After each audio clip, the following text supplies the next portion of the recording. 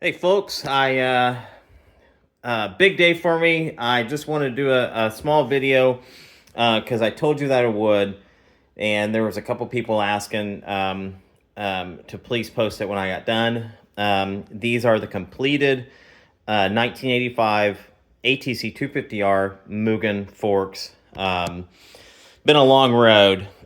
You can see on the end they've got some weird nipple looking things on them, and we'll get to that. But yeah, so completely done, and I'm really happy with them.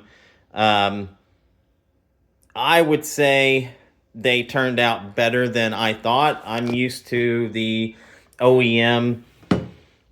Well, these are kind of OEM too. It's just you would have had to order them from Honda via Mugen, but used to the bare aluminum, the regular forks. I wasn't sure about the painted gold ones.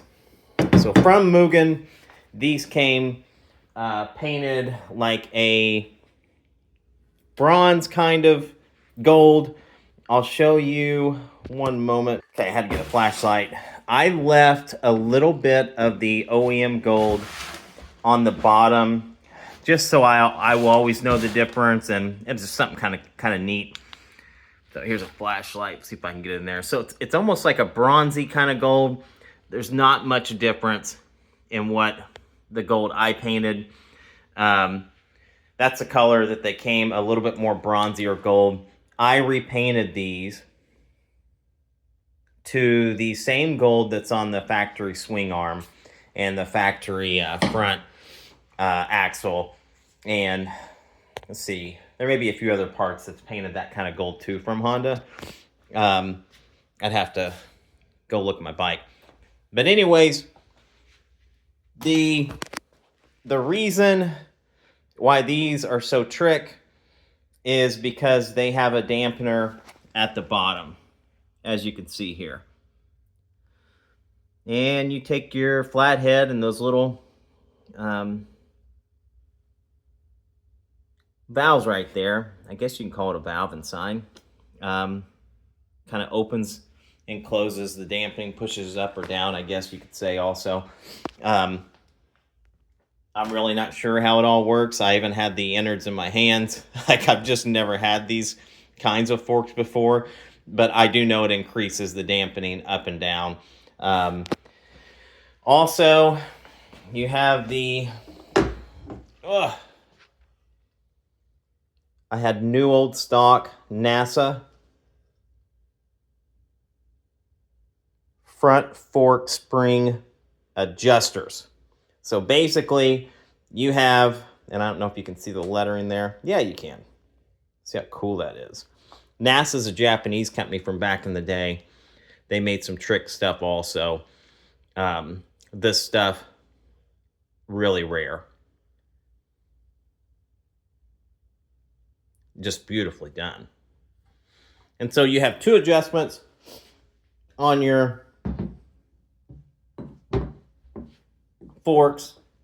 You got the dampening at the bottom, your adjustment there. And then you have your spring adjustment here. So super, super adjustable, to say the least. Here's a stock one that I brought in here. Excuse the table. I have a little girl, and so she's always got stuff on here. And this table did used to be nice before I had her. That's for you those have kids. Y'all know how it goes. But so if you see inside here, this is a OEM fork. A little hole at the bottom. That's for you just to attach your innards. On this one, just in case you ever come across these, you'll know what you're looking at. It has a massive hole at the bottom. Like if you just come across like a set of these, you don't know what they are, you're at a swap meet, you know, you're basically winning the lottery if you come across a set of these and the person don't know what they are. So the hole will be almost the same diameter as this inner aluminum piece right there for the adjustment, as you can see. So yeah, these are the Mugen Forks. You got these. This is the first video that you're watching. You got these. You got a cylinder, and then you got a rear shock, which I do not have. Not a big difference in the rear shock. You know, there's not a lot that you can do with the rear shock, other than you know, just a different, you know, dampening on that. So I'm not too sad about not having the rear shock, but I would like to have it in the future if one ever pops up. So super excited. Been a long time coming. The gentleman that I bought it from, he's a machinist in his spare time. I just got lucky, and the innards are all brand new. He remachined the Mugen internals and made them just all brand new. So it's all brand new stuff inside. Really cool. He did that because one of the internals was robbed, but he had the other internals to go by. And one moment, I'm going to grab this setup that I did not show, but I would love to. 1 second. Okay, I'm sorry. I keep having to pause. I should have been more prepared for the video. But so here is what you would order. I thank God I didn't have to use this. They make so with these Mugen forks, you can actually use the OEM stuff, and so, you know, for your dust seals and all that other stuff. And so I got to save this. But when you ordered these, I am under the assumption that this came with it. But it's possible you had to order this separately. And so this is super cool.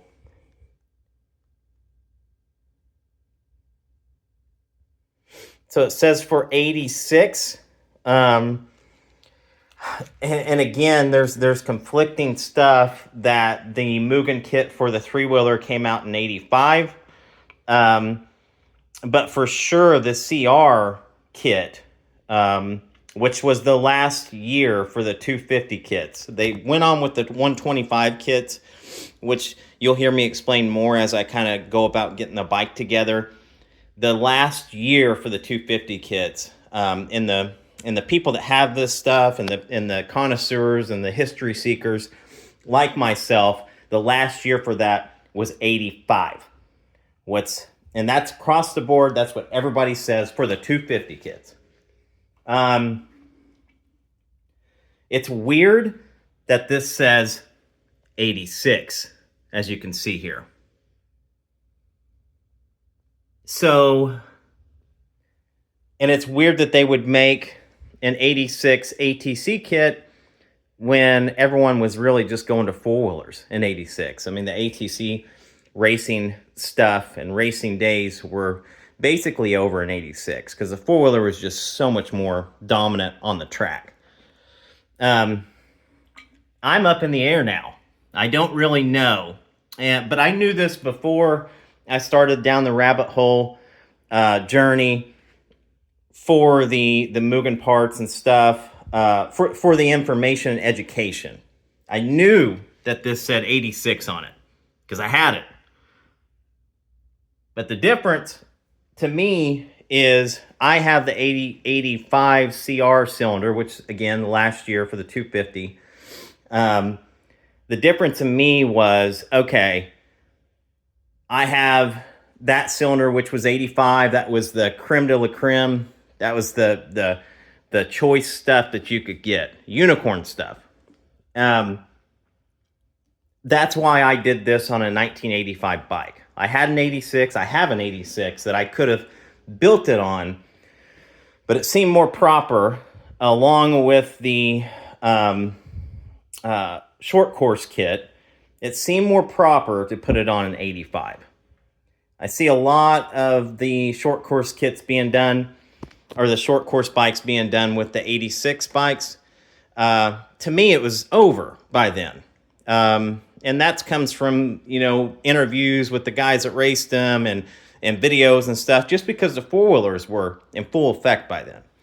So this is going on an 85. That's what I decided to build it on, even though that says 86 there. And even though there is some discrepancy about when the ATC kit actually came out. It could have been 86, and everybody's wrong in the Mugen world, which there's like 10 of us, probably, you know, that knows what's what at this point, has been down a huge rabbit hole. And it could have been 86 was the last year for a 250 cylinder being made. Certainly for the big boy, the CR cylinder, the last year was 85. So I won't bore you guys anymore. You're going to hear more of this. I just wanted to show these, and real proud of the way that they came out. And yeah, I'm going to put these on the bike tonight, and finally get to see what it's been like a year that I've had these, and I finally get to see them on a bike. So thank you guys for wanting information and sharing the journey with me. And I got more videos to come with this Mugen flat track build. Thank you all.